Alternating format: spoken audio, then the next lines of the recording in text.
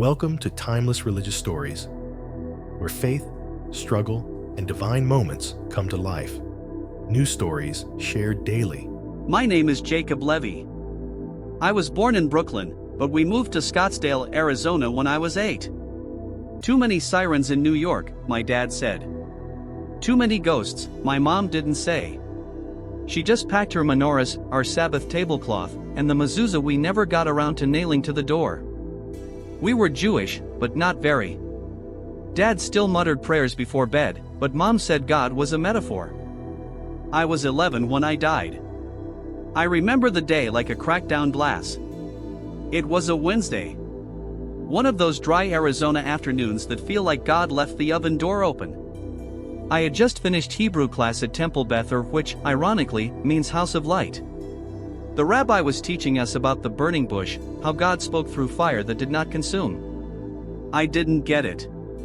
I still don't. But that day, it felt like a riddle planted in my chest. I was crossing the street to get to my mom's car. I saw her waving, squinting through the sun, sipping iced coffee from a cup that said I need a miracle. Funny, right? And then the sky blinked. I swear it. The sun dimmed, not like a cloud, but like something on the other side of the sky moved. A shutter closed.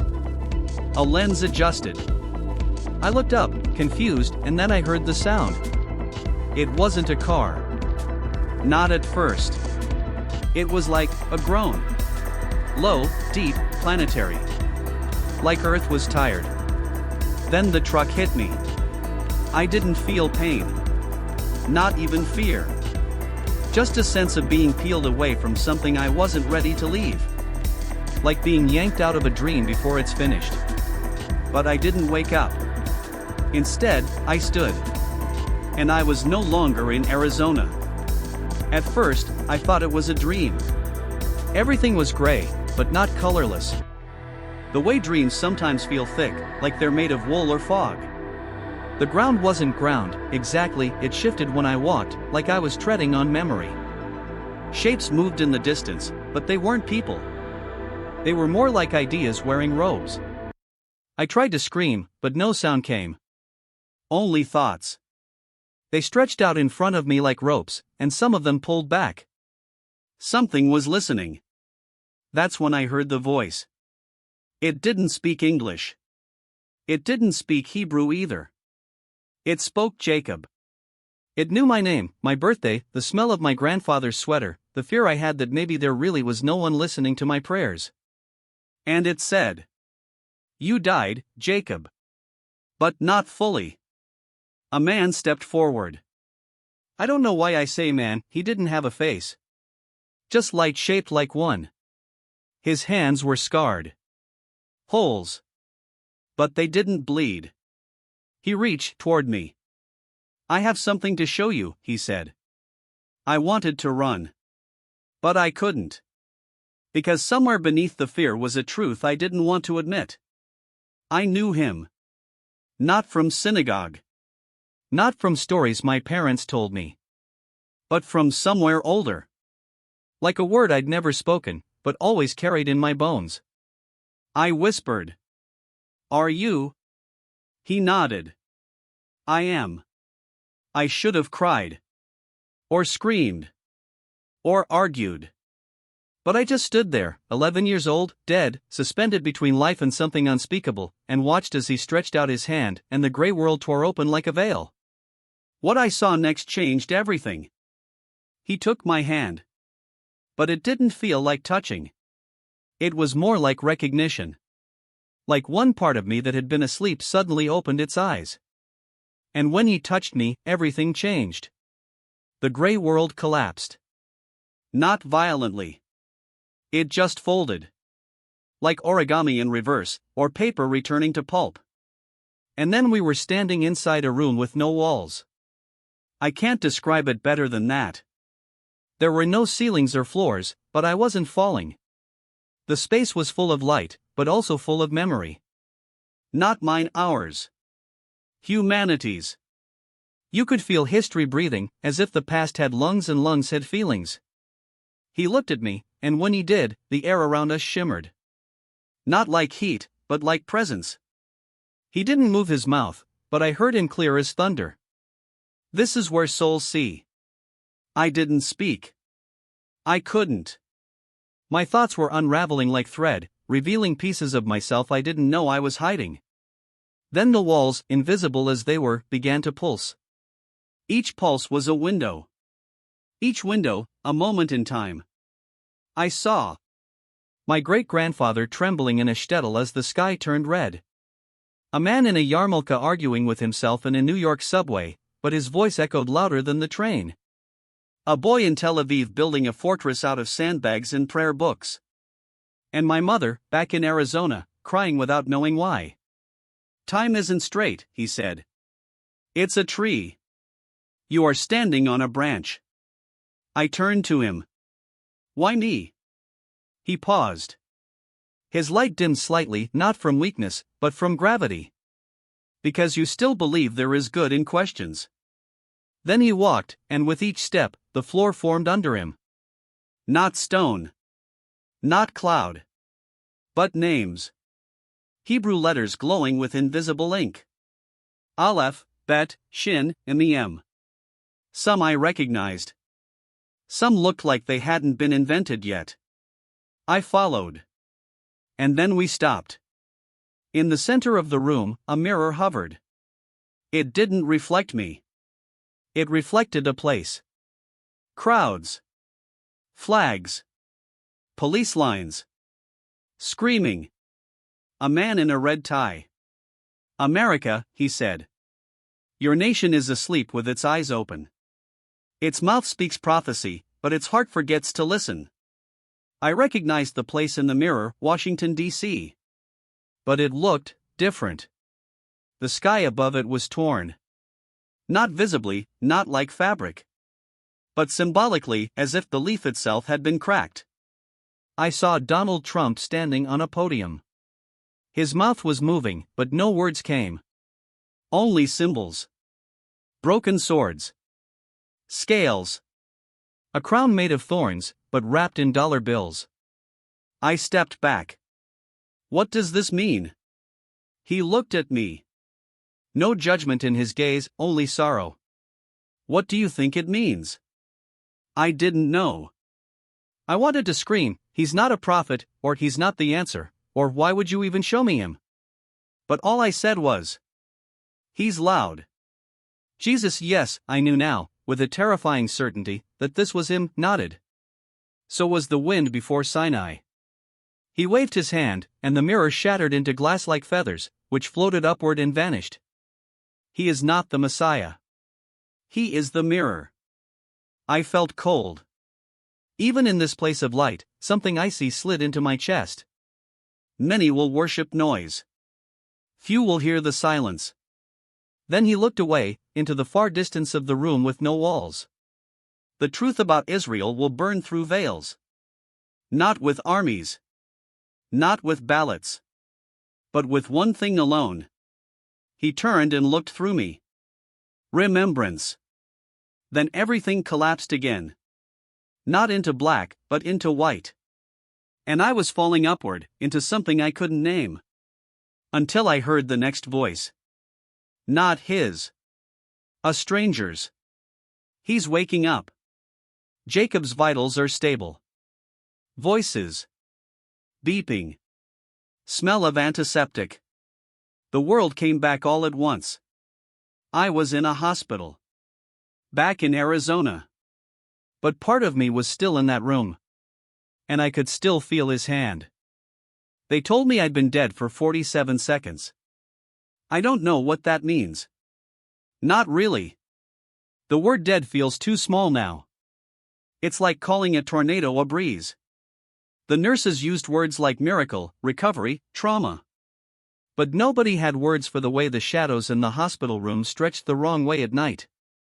Or how the ECG machine would skip a beat exactly when I started remembering his eyes. The doctor smiled too wide. Welcome back, Jacob, he said, tapping my chart.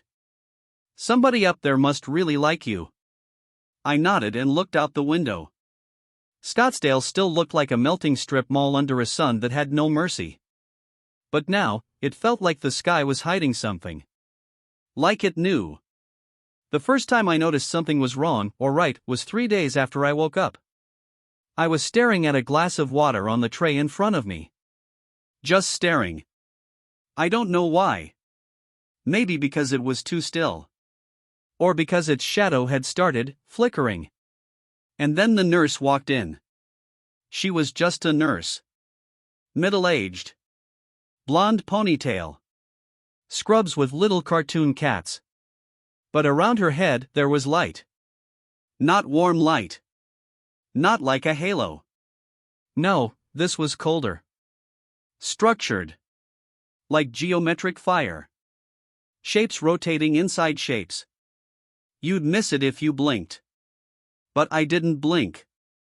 She said, "You're making great progress, Jacob," and patted my leg. I almost screamed. Because when she touched me, I saw her entire life. Not as memories. As weight. Like she'd been dragging invisible chains behind her, and no one noticed. I saw her son, overdosed. I saw her mother, coughing into the night. I saw the hollow places in her faith. But most of all, I saw the mark. A faint symbol glowing beneath the skin of her wrist.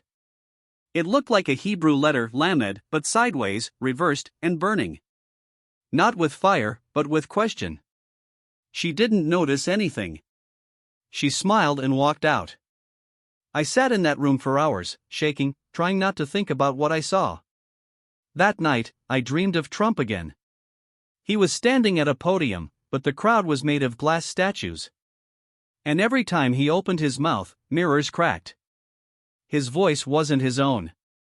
It was layered, multiple speakers inside one throat. Some were laughing. Some were screaming. One just whispered. "This is the sound before the collapse." When I woke up, my hands were clenched so tight the fingernails left half-moons in my palms. I wanted to tell my mom. I wanted to tell anyone. But how do you say, "Hey, I died and met Jesus, and now I see symbols inside people and dream about a politician turning into a broken radio tower"? You don't. Not unless you want more meds. A week after being discharged, I walked into our synagogue for the first time since the accident. It felt smaller. Dimmer. The stained glass windows didn't shine, they watched. The rabbi welcomed me, said a few words about healing and faith. He smiled kindly. But I couldn't stop staring at the scroll behind him. The Torah. It was breathing. Not metaphorically. Literally. Each parchment pulsed like a lung full of forgotten wind.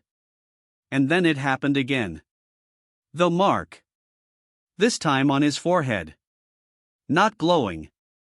Carved. 2 letters, Aleph and Nun.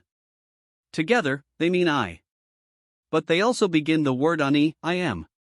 I felt the blood drain from my face. I wasn't hallucinating. I was seeing something underneath. Something realer than real. The rabbi caught my stare and leaned in gently. "Sometimes, when the veil thins, we see things we don't understand," he whispered. "But remember, Jacob, not all visions are holy." How did he know? That night, I opened a Hebrew dictionary. I wanted to find the mark the nurse had, the reversed lamed. I found nothing. But when I turned the page, something strange happened. The word izakar, meaning to remember, began to glow faintly. The same word he'd spoken in that room with no walls. Israel will awaken by remembrance. America forgets itself. The voices weren't gone. They were getting closer. And the question pounding in my skull wasn't just what's happening to me?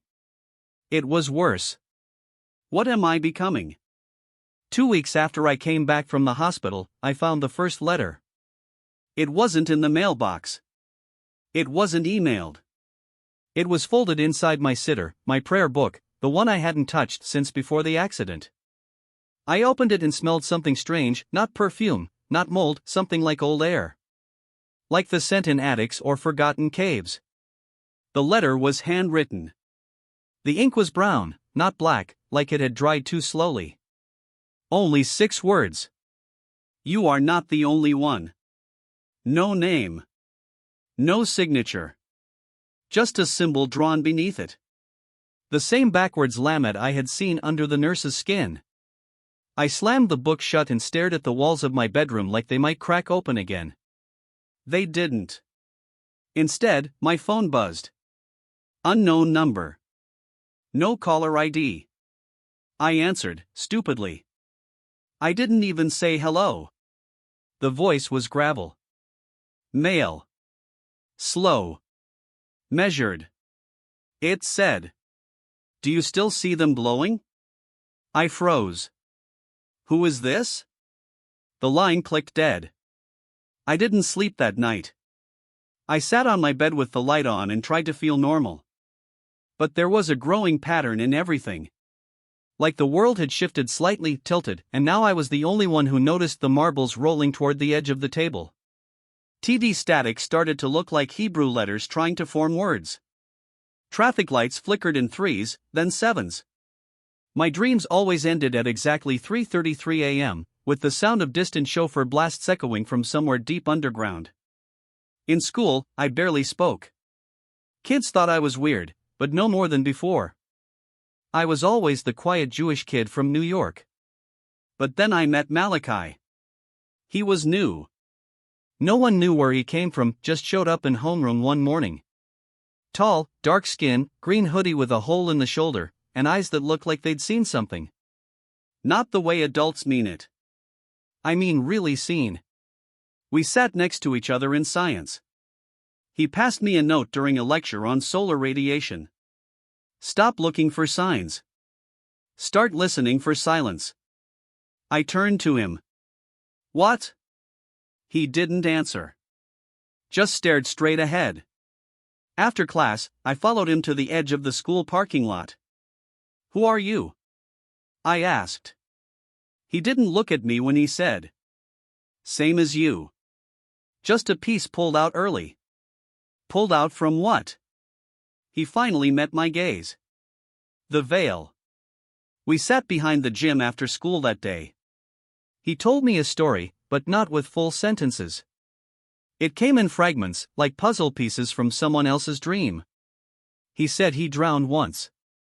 3 minutes. Came back coughing, screaming, changed. He said he saw a woman dressed in stars. Said she gave him a scroll that was on fire but didn't burn. He said he could still hear it unrolling. People think prophecy comes with trumpets, he said. They don't know the real kind comes like a leak in the ceiling. Quiet. Relentless. And full of mold. He asked me if I saw the mark. I nodded. He said it had a name. Not in any language we use now. But the ancients called it Shabak Tal. It means, the code before the collapse. I laughed. Couldn't help it. It sounded insane. Like some kind of cult thing. But then he pulled back his sleeve and showed me his arm. There it was. The mark. Backwards lamed, yes, but this time paired with another symbol I didn't recognize. Like a spiral embedded in an eye. It pulsed faintly, like it was alive. It's not just a vision, Malachi said. It's a map. For those who were pulled. Pulled into what? He paused. Looked at the sky, cloudless and searing above us. The middle of the lie. That night, I didn't dream. But my bathroom mirror fogged up without steam. And in the condensation, one phrase slowly appeared, as if traced by a finger from the other side. When the third trumpet sounds, run. I didn't know what it meant. But in the pit of my stomach, I knew it was true. And something or someone was keeping track of how many trumpets were left. It started with a stain. At the synagogue that Saturday, I couldn't concentrate on the service. The prayers sounded off rhythm, like someone had rearranged the syllables while no one was looking. But what really caught my attention was the floor beneath the bima, the raised platform where the Torah is read. There was a dark stain just under the edge. Small. Circular. Almost invisible. Except it wasn't a stain. It was a symbol. The same spiral eye that Malachi had on his arm. I leaned forward during the Torah reading, pretending to reach for a dropped talif. I touched the spot. It was warm. Not like a sun-warmed floor. More like breathing skin. I froze. And in that moment, I heard it again. The shofar blast. Faint. Distant. One long note. The first trumpet has sounded. I looked up. The rabbi was staring at me. After the service, I stayed behind. Said I was helping clean up. Everyone else filtered out into the Arizona heat. I wandered the sanctuary, quiet now. Still. Except for the weight in the air, like the room was holding its breath. That's when I found the door. It wasn't a real door. Just a seam behind the ark, hidden behind the heavy velvet curtain that framed the scrolls. But the wall was off. Like it had a heartbeat. I pressed my hand against it, whispered the word that had been scratching at the back of my mind all week. Zakar. The wall gave way. Not like wood. Not like drywall. It shivered like it chose to let me through. Behind it, stairs. Stone. Descending into darkness. I didn't think. I moved. Step by step, the silence grew heavier. Almost physical. Like I was walking through a sea of unseen thoughts. The walls were rough. Ancient, somehow. But this synagogue had only been built in the 80s. At the bottom, a room. Small. Circular. Candle lit, but no candles. The flames hung in the air like sleeping birds. On the walls were names. Hebrew names. Thousands. Maybe millions. Not carved, written in light that had forgotten how to dim. In the center, on a low stone altar, lay a book.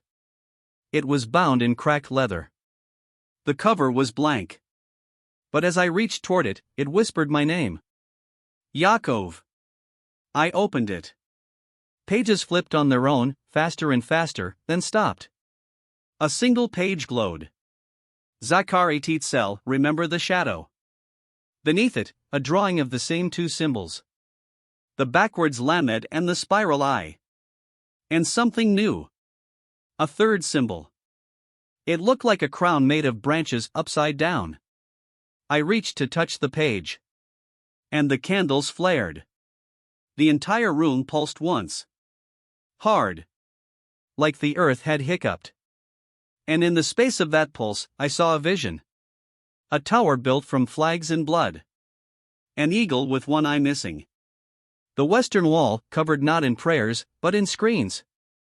A man with fire in his mouth and ash on his tongue. And then, his voice. Not speaking, pouring. The second trumpet is near.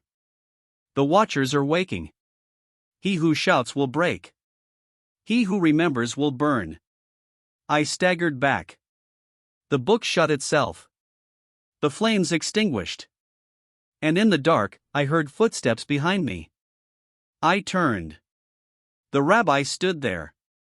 His eyes were glowing. Not with light, with recognition. You weren't supposed to come alone, he said. Now they know you've opened the gate. The rabbi didn't blink. He stood at the edge of the hidden room, the dying candlelight casting strange angles across his face. He stepped closer. You opened the book, didn't you? He said softly. It showed you the third sign. I didn't mean to, I said. I just found it. He looked past me toward the altar, toward the book now locked shut like a mouth that had told too much. Then, like he was speaking to someone else. They always find it too early. We sat in silence on the stone floor. The air was thick, humming faintly, like we were inside a sleeping engine. The rabbi spoke again. Slower this time. Like he'd been rehearsing this for years. The book is called Sefer HaNetzach HaGalui, the Book of Revealed Eternity. It's not from this century. Not even this world, some say. It doesn't tell the future. It tells what's buried under the present. Things we agreed, a long time ago, to forget. I asked him who we were. He didn't answer. When we returned upstairs, the sanctuary felt colder, darker. It had started to rain, rare for Scottsdale, and the wind against the stained glass windows sounded like someone reciting Tehillim from the other side of the glass. Before I left, the rabbi handed me something wrapped in velvet. A small object. Heavy. Cold. I unwrapped it at home. It was a key. Old. Iron. The head of it shaped like a Hebrew letter, Nun Safat, the final form of the letter that means fish, fall, or sometimes, in Kabbalah, endurance through darkness. Attached to it was a note. Handwritten. You'll know what it opens when you start forgetting your name. That night, I dreamed again. But this time, I wasn't alone. I stood in a massive hall, walls stretching into stars. Floors of black stone, veined with gold lines like a giant circuit. 10 doors surrounded me, each marked with a name I couldn't read except one. My own. But it was spelled wrong. Instead of Yaakov, it read Yod Kaf Vav Vav Kaf. An impossible spelling. Too many letters. Too much weight. I opened it. Inside was a desert. Red sand. A cracked sky. And standing in the center, Trump. But not like before. His body was a shell, cracked open at the chest, and inside a tangle of wires, keys, Hebrew scrolls burned halfway through, and the flag of Israel soaked in oil. He turned to me, his voice in stereo. The Messiah you expect is not the one you will get. He reached out.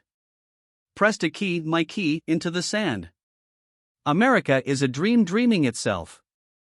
When it wakes, so will the Leviathan. And it remembers your name. I woke up to screaming. Not mine. My mom's. She was outside my door, yelling into the phone. Something about my Uncle David. He'd been found unconscious at his desk in Brooklyn. No signs of a stroke. Just murmuring something in Hebrew over and over again. I pressed my ear to the door. She was crying now. He keeps saying the same word. Zakar. Over and over. I staggered back. My uncle was secular. A lawyer. Barely said blessings over wine. He once called the Torah a good historical novel. But now he was repeating the word that had opened the gate. The word I hadn't told anyone. The next day, Malachi didn't show up to school. No texts. No posts. Nothing. I went to the park where we always met behind the gym. At the base of the slide was a note written in chalk. Third trumpet. One left. The crown turns. Watch the walls. At home that night, I sat in my room, key in hand, trembling. I didn't understand it all, not yet. But I was starting to see the shape of something buried under the world. A system of signs. A network of names. A prophecy hijacked and rewritten by someone pretending to be a savior. And me? I wasn't outside of it. I was inside it. And maybe I always had been. The key burned cold in my palm. I hadn't eaten in a day. My phone stopped charging. My mom thought I was sick, maybe still recovering from the accident. But the truth was worse. I was beginning to forget the sound of my name when spoken aloud. Not just forget, I couldn't hear it anymore. Like the syllables had been erased from reality. It started at school. Teachers would call on me, but I heard only static. My name replaced by silence. Then my friends. Then my own voice, echoing back from a mirror. That's when I knew. The key was ready. It wasn't a door it opened. It was a box. Hidden beneath the synagogue's foundation, behind the boiler room, behind a rusted grate no one ever noticed. I found it after following a vision, half awake, half led by instinct. Or something older than instinct. The key slid into the stone, and the wall shuddered. Behind it, a chamber carved in granite, lined with stars. The air smelled like burnt parchment and frankincense. And in the center, floating above a triangular pedestal, was an object wrapped in linen.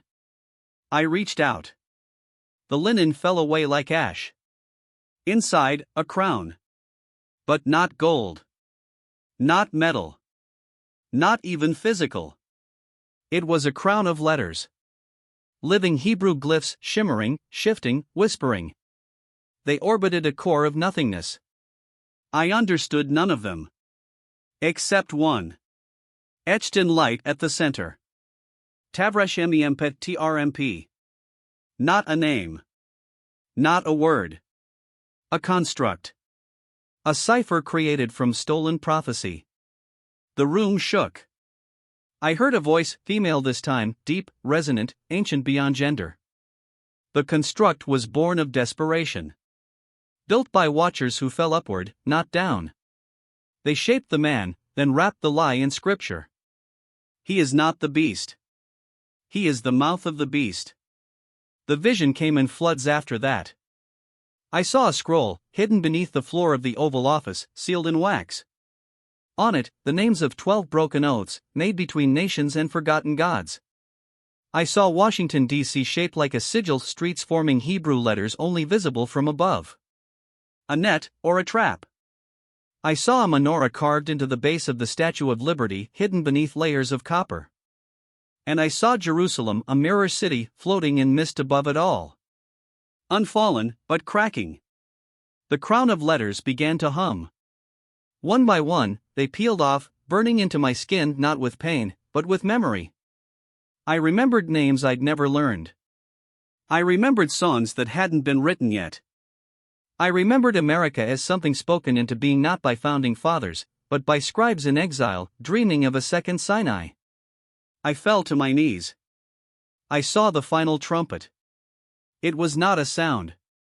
It was a turning of time, of symbols, of authority. It began when the crown of letters was worn by one unchosen. And it ends when it's returned to the true heir. But who that was, the vision would not say. I woke on the floor of my bedroom, dirt and stone still under my nails. In my lap was the crown. Or rather, the memory of it. The shape of it burned into the backs of my eyelids every time I blinked. On the wall, drawn in ash, was a phrase I didn't write. The covenant was broken in 1948. The counterfeit was crowned in 2017. The reckoning begins when the third name is spoken. I looked in the mirror. And this time, I said my name aloud. Nothing came out. Because I didn't have just one name anymore. I had 3. And only one of them was still mine. The first message came folded into a library book. It wasn't a religious book. Just an old copy of The Giver, checked out because I wanted to feel something normal again. Dystopia felt like comfort. But there it was, a slip of yellowed paper, folded once, no handwriting. Just a printed phrase in faint, typewriter font. You saw the crown. So did we. Meet us at the coordinates below. No phones, no signals. We remember what they erased. And below, a string of numbers. Latitude. Longitude. Somewhere in New Mexico. I left without telling anyone. Took a Greyhound that stank of dust and dreams and old leather. I watched the desert blur past the window like a forgotten language being rewritten. At every stop, I checked the mirror in the restrooms. My reflection had started to lag. Sometimes, it blinked before I did. Sometimes, it mouthed things I didn't say. But I kept going. The coordinates led me to an old chapel outside Truth or Consequences, New Mexico. Yes, that's a real place. It looked abandoned. Sun-bleached wood. A broken bell. Sand in the pews. Inside, 6 people. All strangers. All marked. Not with tattoos. With silence. With presence. They looked at me like I was the last piece of a puzzle they'd feared finishing. A girl with dreadlocks and a Star of David drawn in ash on her arm stepped forward. Her name was Leah. She didn't smile. You're late. The third seal is already cracking. I wanted to ask what that meant, but I didn't. Because behind her, nailed to the chapel wall, was a huge wooden board, and on it, photos, notes, maps, Hebrew letters circled in red. In the center, a newspaper clipping of Donald Trump standing at the western wall, his hand against the stone. But his hand was glowing. And over his head, someone had written, "The Imitation Messiah." They called themselves the Evdim, the servants. Each had been marked by the crown. In dreams. In visions. Through books that opened to the wrong page. Through mirrors that told truths their mouths could not. Leah had seen a vision of the Lincoln Memorial cracking open to reveal a scroll of fire. Jonah, a red-headed boy from Kansas, had woken up speaking fluent Aramaic at the age of 11. Fatima, yes, a Muslim girl, had found the symbol of the spiral I etched into the spine of her Quran. It bled when she touched it. They didn't agree on everything. Some thought the Trump figure was a mouthpiece of the beast. Others thought he was a placeholder, a false king, wearing a crown meant for another. But they all agreed on one thing. The covenant between America and Israel wasn't a political one.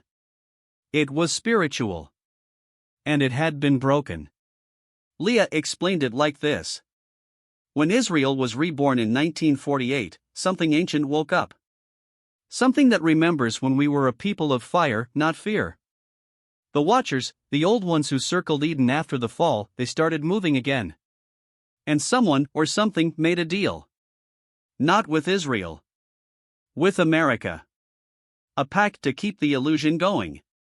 To crown power where humility was meant to reign. I told them what I saw, the book, the key, the vision of Trump as a hollow body filled with flame and flags. When I got to the part about the crown of letters, they fell silent. Then Fatima spoke. You saw the Keser HaTohu, the crown of chaos. It's older than Torah. Older than language. It's a riddle with no answer. Jonah added. The letters weren't random. TRMP is a compression. Like a vessel. Each letter invokes a gate. Tav, the sign of truth, inverted. Resh, the head of a king, stolen. Mem, waters below, waiting to rise.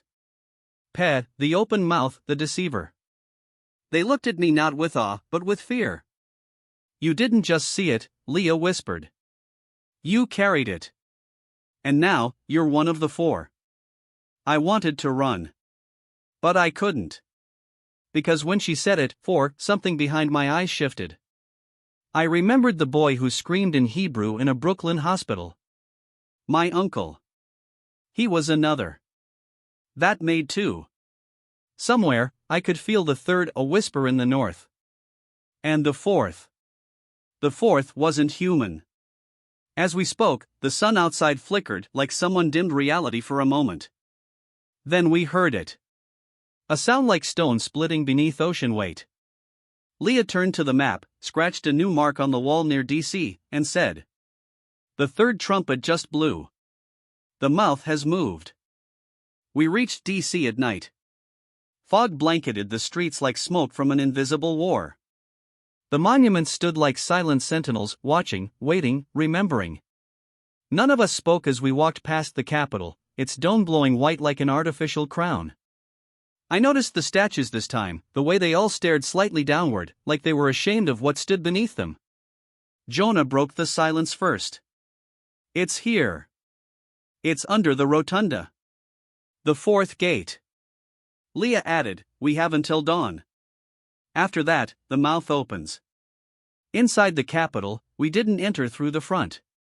We followed a tunnel known only to congressional staffers and janitors, and, apparently, to those who had seen the crown. At its end, a metal hatch with no keyhole. No knob. Just 4 indentations. Without speaking, each of us stepped forward. We placed our palms into the grooves, and the door shuddered. Not open. Not yet. It asked something else. I felt it in my mind. Name yourself. I hesitated. Because I had no name anymore. Not one. I had fragments, syllables of an identity that had been rewritten by fire. Still, I spoke. Or rather, I projected. Yaakov ben Miriam. Crown bearer. Witness of the Hollow King. Sign of the third trumpet. The door accepted it. With a sound like tearing silk, it opened. What we found inside was not a room. It was a throat. Stone spiraling down in perfect symmetry like a well that had forgotten the ground. The walls were lined with golden tiles, each etched with a name. Not people. Not nations. But contracts. Sinai. Babylon. Balfour. Yalta. Oslo. Jerusalem Embassy Act. At the bottom, a dais and a single chair. Empty. Until the lights began to flicker. And then he appeared. It wasn't Trump. Not exactly. It was the shape of him, flickering, fragmenting, too tall, too pale, eyes missing but still somehow watching. He wore a robe made of American flags stitched together, and on his brow not the crown I saw before, but a ring of mirrors, each one reflecting someone else's face. Ours. And then he spoke. But not aloud. He entered us. I am the mouth. I was spoken into being by the dreamers of empires. I am not king. I am not prophet. I am the echo that convinced you it was the voice. He pointed at me. You saw my first name, but not my last. I am the trumpet. The peh. The mouth that blows the fire. And now, the world will inhale. The ground split. Like white, ancient, not holy burst from below. Not fire. Not energy. Words. Torrents of words, in every language, in every script, Hebrew, Greek, Latin, binary, emoji, code, swirling into the air like a reverse Tower of Babel. Each one carried a name. A lie. A label. Each one had once belonged to someone. And now, they were returning. Exploding. Undoing. Jonah collapsed, clutching his chest. Leah screamed as blood poured from her ears, not from injury, from revelation. Only Fatima remained standing, her eyes glowing with impossible light. She whispered a verse one none of us had taught her. From Isaiah. Woe to the nation who crowns its mouth before its heart. The mouth turned to her. And for the first time, hesitated. Fatima raised her hand. From her palm, a symbol burned into the air, not Islamic, not Jewish, not Christian. It was pre-language. A glyph made of silence. The mouth recoiled. And then, it spoke in its real voice. Not thunder. Not fire. But pity. You still think the covenant was broken. But no. It was traded. And then we saw it. Behind the dais, behind the mouth, a screen peeled open. Like the Capitol had never been made of stone, but of skin. And inside, a hidden chamber filled with eyes. Screens. Monitors. Faces. Politicians. Rabbis. Pastors. Billionaires. They watched us from behind glass, not as conspirators, but as believers. Worshippers. They had made the deal. They had known. I turned to Leah. What do we do? Her face was wet with blood and light. We finish what the prophets never could. We unspeak the mouth. The room pulsed with words, a swirling storm of forgotten names and fractured promises. The mouth watched us with hollow eyes. Leah stepped forward, her voice steady despite the chaos. You cannot speak the name. It is not for power. It is for surrender. I looked down at the crown, the phantom weight on my head. Then what do we do? She lifted her hand, and the symbol Fatima had drawn flared into a blazing seal. We whisper the fire. I closed my eyes. The crown burned brighter, but not with flame, with memory.